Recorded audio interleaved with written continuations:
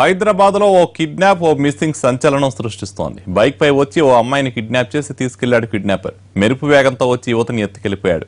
24 గంటలు గడిచినా యువతి జాడ దొరకలేదు. ఇక పూణే వెళ్లడానికి శంషాబాద్ ఎయిర్పోర్టుకు వచ్చిన మరో అమ్మాయి కనిపించకుండా పోయింది.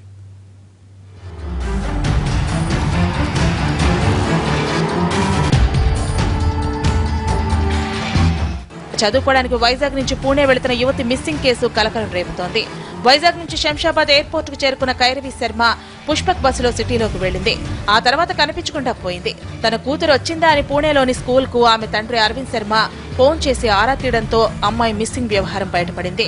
నేవీలో పనిచేస్తున్న అరవింద్ శర్మ వెంటనే హైదరాబాద్ కు చేరుకున్నాడు. కూతురు జాడ కోసం వాకప్ చేశారు. ఎక్కడ ఆచూకీ దొరక్కపోవడంతో శంషాబాద్ ఆర్టీఏ పోలీసులకు ఫిర్యాదు చేశారు. కైరవి శర్మ ప్రస్తుతం సిటీలోనే తిరుగుతోందని, సెల్ ఫోన్ స్విచ్ ఆఫ్ చేయడంతో లొకేషన్ తెలుసుకోవడం కష్టంగా ఉందంటున్నారు పోలీసులు. పూణే వెళ్ళాలని మెసేజ్ వచ్చింది.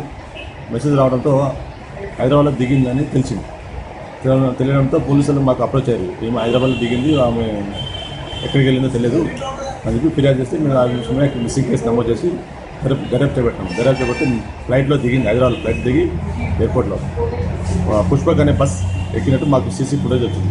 సీసీ ఫుటేజ్ వస్తే ఆమె ఫోన్ ఆధారంగా వేరే దర్యాప్తు చేస్తే గోవిందపల్లి ఆ నేవీ క్వార్టర్స్ వరకు వచ్చింది. ఆ విషయంపై నేవీ క్వార్టర్ దగ్గర కూడా వెరిఫై చేస్తే ఎటువంటి ఆధారం రాలేదు. తీరా మళ్ళీ అక్కడే ఆ క్వార్టర్స్లో వెరిఫై చేస్తున్న అమ్మాయి గురించి. ఈ అమ్మాయి పేరు రేణుక. ఉత్తరప్రదేశ్ కు చెందిన వినోద్ శర్మ కూతురు. వినోద్ శర్మ కుటుంబం 10 ఏళ్ల క్రితమే హైదరాబాద్ కు వచ్చి రాజేంద్ర నగర్ లో నివాసం ఉంటోంది. ఓ ప్రైవేట్ కంపెనీలో సూపర్వైజర్ గా పనిచేస్తున్న వినోద్ శర్మకు 2 కొడుకులు, ఓ కూతురు. రేణుక ఓ ప్రైవేట్ పాఠశాలలో టీచర్ గా పనిచేస్తోంది. బుధవారం రాత్రి 8 గంటల సమయంలో ఇంటి పక్కనే ఉన్న షాప్ కి వెళ్లింది రేణుక.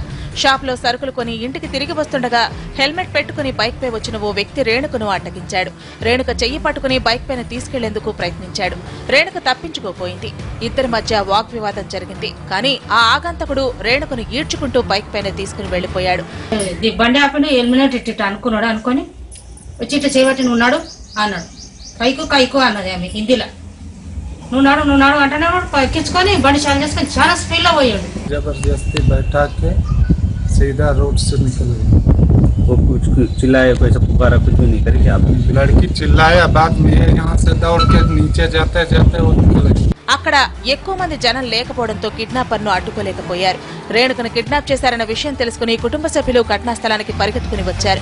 తమ బిడ్డను ఎవరో కిడ్నాప్ చేశారంటూ పోలీసులను ఆశ్రయించారు.